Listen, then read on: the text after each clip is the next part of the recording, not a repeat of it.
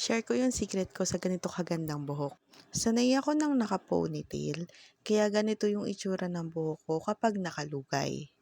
Si Well Hair Mask ang nakatulong sa akin para maging straight at bagsak pa rin ang buhok ko kahit gaano katagal pa siyang naka-ponytail.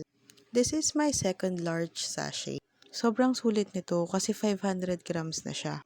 Yung price range niya naglalaro lang within less than 100 kapag naka-sale, tapos more than 100 kapag walang sale. Pero hindi naman siya lalagpas ng 150.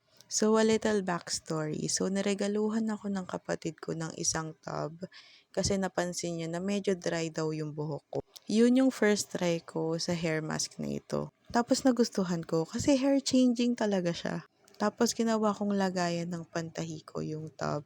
Kasi sayang tas cute naman siya. Mas bet ko nga lang yung large pouch kasi hindi siya masyadong nagko-consume ng space. Tapos ayoko rin namang mag-ipon ng maraming tub. So ito na yung buhok ko every time na ginagamit ko yung hair mask. Siyempre magsuklay pa rin tayo. Not much of a difference, pero mas bagsak at straight na siya. Yun lang for today. Follow for more product recommendation. Bye-bye!